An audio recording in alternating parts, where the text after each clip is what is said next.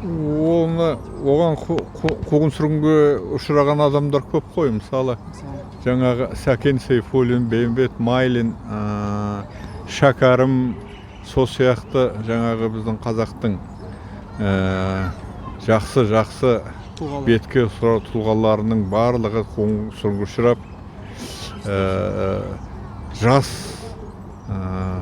40 жас, содан сәл асқан жастарында солар жаңағы түрмеге түсіп, оларды атып өлтіріп, сондай жағдайда болғандарға халық жауы деп, сондайлар болған.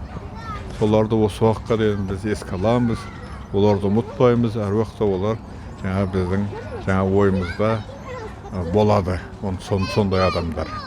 Ассаламағалейкум баршаңызға. 31 мамыр саяси қуғын сүргін құрбандарын еске алу күні. Әрине бұл ата-бабаларымыздың бүкіл қазақ халқына, алаш жұртына сіңірген еңбегі ерен, оны есепсіз деп айтуға болады. Бір күнмен ғана болады еске алу ол жеткіліксіз. Ол әрбір уақытта, әр кезде олардың еңбектерін елеп, олардың бізге не қалдырғысы келгенін әрдайым жадымызда сақтап, соны өзіміздің өмірімізде, қоғамымызда басшылыққа алу бүгінгі таңның ең өзекті мәселелерінің бірі деп ойлаймын. Менің өзімнің ата-баба мысалы, мен Қырғызстанға өтіп кетіп, сол кезде 29-28 жылдары сол жаққа өтіп кетіп, сол кейін оралған. Мысалы, соғыс кезінде Мұстафа Шоқай бірінші кеткен. Сол кісі, ол да қуғын сүргінге ұшыраған кісі ғой енді ол кезде. Тұрар Рысқұлов мысалы, өте қоғам қайраткері де, сол кезде ол кісі Москвада қызмет істеген. Бұның бәрі мен тарих бойынша білемін, әдебиет бойынша.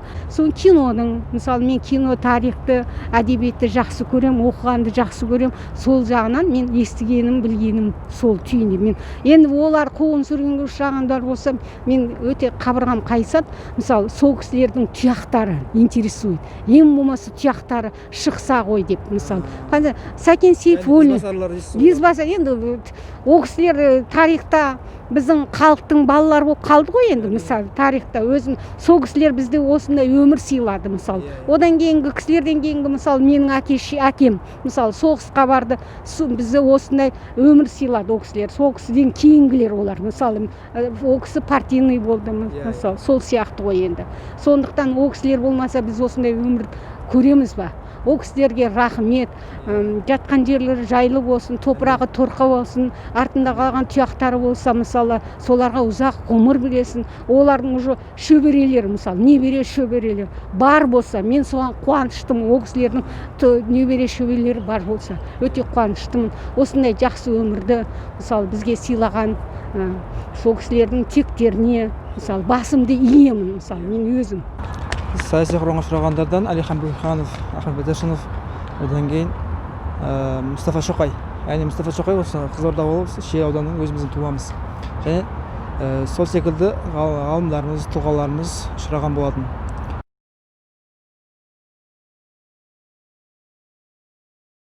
Менің ойымша өте бір жақсы бір өзгерістер болатын еді. Егер сондай адамдар қазір тірі болса, мен кейде ойлаймын, қазір неге сондай адамдар жоқ деп ойлаймын.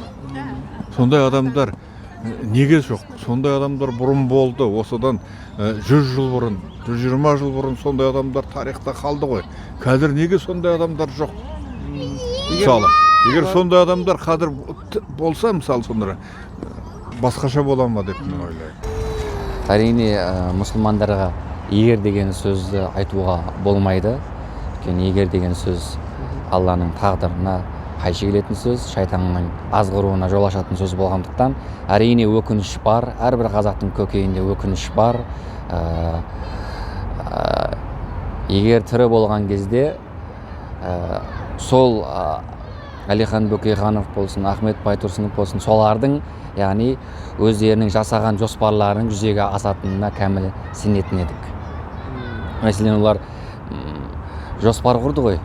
жаңағыдегі қазақ мемлекетін қалай дамытамыз, қалай құрамыз, сол жоспарлардың барлығы жүзеге асуына кәміл сенетін едік. Жемқорлық деген болмас па еді, олар болса?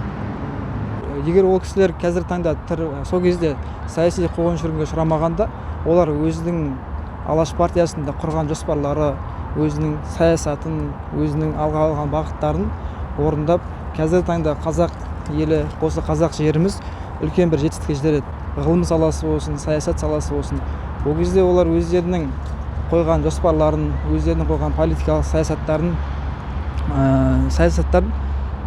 жүзеге асыратын болса, қазіргі таңда басқаша болар еді. Яғни үлкен дәрежеде жетістікке жетер едік. Мысалы, өзіміздің көрші Ресей, немесе ақш, немесе Япония секілді үлкен дәреже держава елге айналуымыз әбден мүмкін еді. Оны айтайын. Ол кісілер болса, бізде өмір, мысалы, бізде басқаша болар еді. Мысалы, Құдай тоба, қазіргіде, мысалы, разымыз, шүкір деңдер, сендерде. Құдай тоба деңдер. Біз, мысалы, соғыстан кейін балаларымыз ғой, мен 52-ші жыл. Біз, мысалы, ол кезде 60-шы жылдар бәрі бір деңгейде болды. Бай деген жоқ, кедей деген жоқ, бәрі бірыңғай болды.